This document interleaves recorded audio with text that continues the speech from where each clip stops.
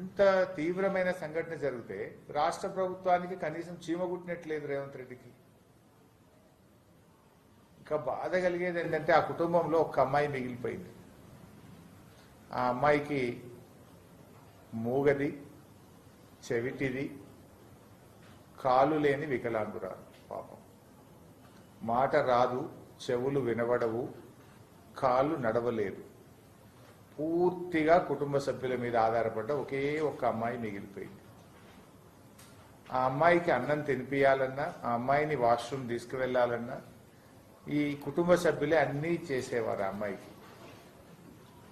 ఇప్పుడు ఆ అమ్మాయి పరిస్థితి ఏంటి?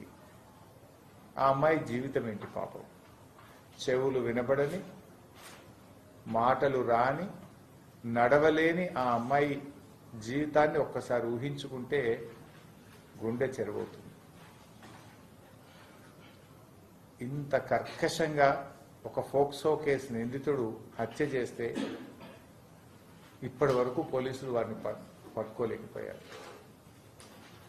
ఆనాడు అత్యాచారం చేసిన తర్వాత కూడా పోలీసులు పట్టుకోకుండా నిందితుడికి సహకారం అందించి నెల రోజుల పాటు అరెస్ట్ చేయకుండా అతను యాంటిసిపేటరీ బెయిల్ తేవడానికి ప్రభుత్వము పోలీసులే సహకరించారు.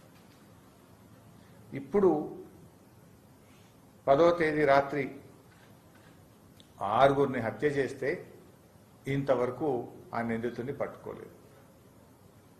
పరామర్శ కోసం వెళ్లిన బీఆర్ఎస్ పార్టీ డిప్యూటీ లీడర్, మాజీ హోంమంత్రి సబితా ఇంద్రారెడ్డి గారిని మాత్రం చేజ్ చేసి పట్టుకున్నారు. సబిత గారిని, సత్యవతి గారిని, పద్మ గారిని. మీ ప్రతాపం ఎవరి మీద?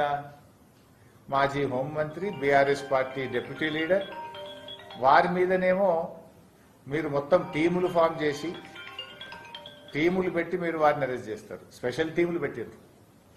ఎందుకు? పరామర్శ కోసం వెళ్తామన్న సత్యవతి రాథోడ్నో, సబితా ఇంద్రారెడ్డినో, ఆర్ఎస్ ప్రవీణ్ గారినో, పద్మ గారినేమో వాళ్ళ ఇంటి దగ్గర నుంచి స్పెషల్ టీములు ఫామ్ చేసి వాళ్ళని అరెస్ట్ చేసి పోలీస్ స్టేషన్లలో పెడతారు.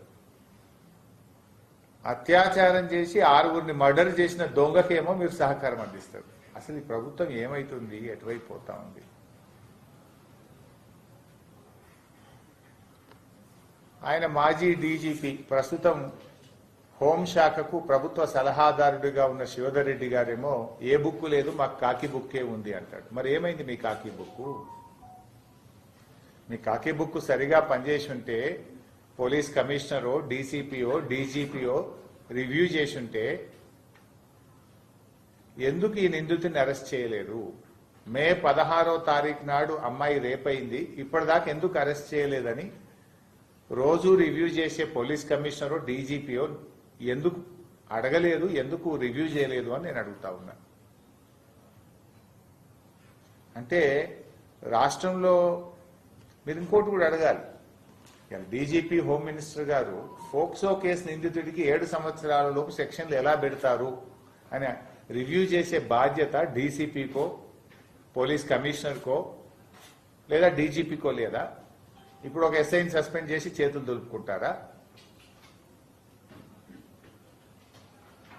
మానవత్వం ఉంటే, నైతిక విలువలుంటే ఫస్ట్ హోంమంత్రిగా నువ్వు రాజీనామా చేయి Revanth Reddy. You are the failure home minister.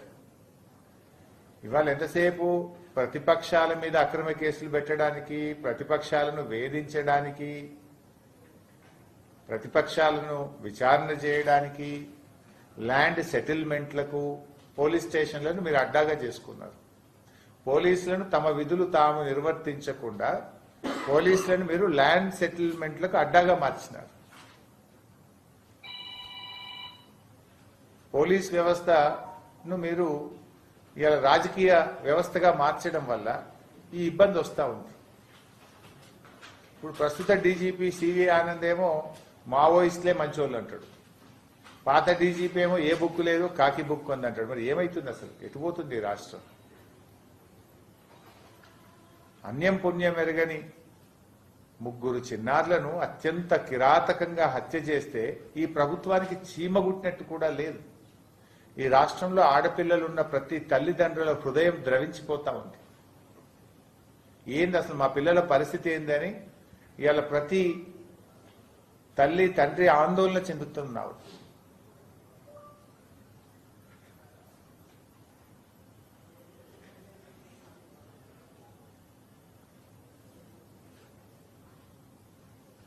ఓదార్పు కోసం వెళ్లిన సబితా ఇంద్రారెడ్డి గారిని అరెస్ట్ చేయడం ఎంతవరకు సబబు?